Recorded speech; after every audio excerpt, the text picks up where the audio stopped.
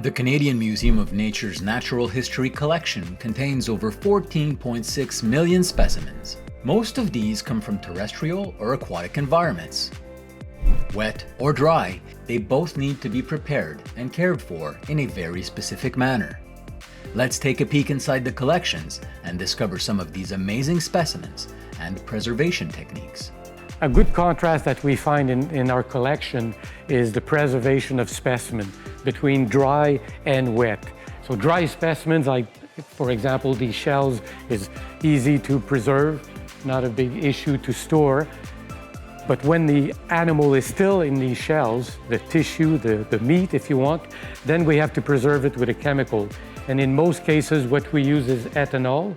Ethanol is perfect for keeping the animal, the tissue, for a long time. And we also use formaldehyde. Formaldehyde is more of a fixative, which will make the meat, the muscle, a little bit stronger, will be more resistant.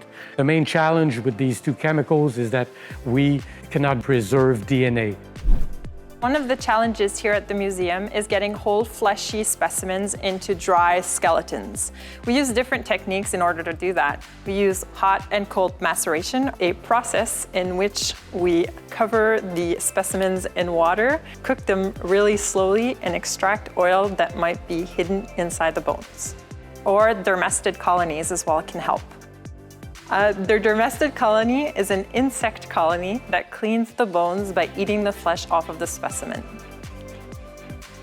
One of the most problematic specimens to clean are the whale bones. It's a very fine balance to get the oil out so that it doesn't have too much accumulated on top and becomes moist and attracts pests, or that it becomes too dry and becomes brittle. A good example of the processes we use here at the museum is the blue whale downtown. It was buried for 8 years and treated with enzymes for 6 months and is still seeping oil. Whether our plant and lichen specimens are stored wet in liquid preservative or dry on herbarium sheets, in envelopes, or in boxes doesn't necessarily match up with where they grew in nature. We have a lot of marine and freshwater microalgae in liquid.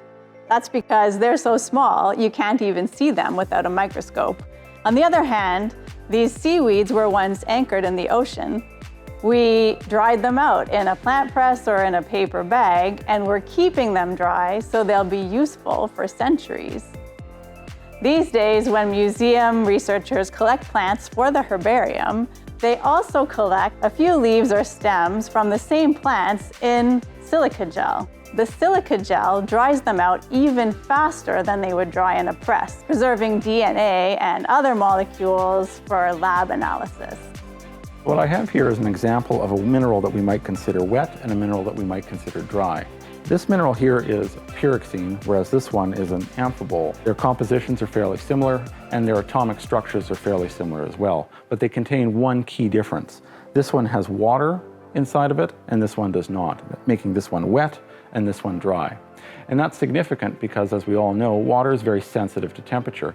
At high temperatures, it prefers to be a gas. At low temperatures, it prefers to be a solid, like ice. When a magma crystallizes at depth in the earth, it can do this over a very long period of time, and it starts to crystallize the high temperature minerals faster. The high temperature minerals are usually lacking in water, whereas the lower temperature minerals tend to incorporate more water. So what we know by looking at these two minerals is the amphibole likely crystallized at a slightly lower temperature than did the pyroxene. Wet or dry, museum staff take great pride in caring for Canada's natural history collection, ensuring that it retains its scientific value for centuries to come.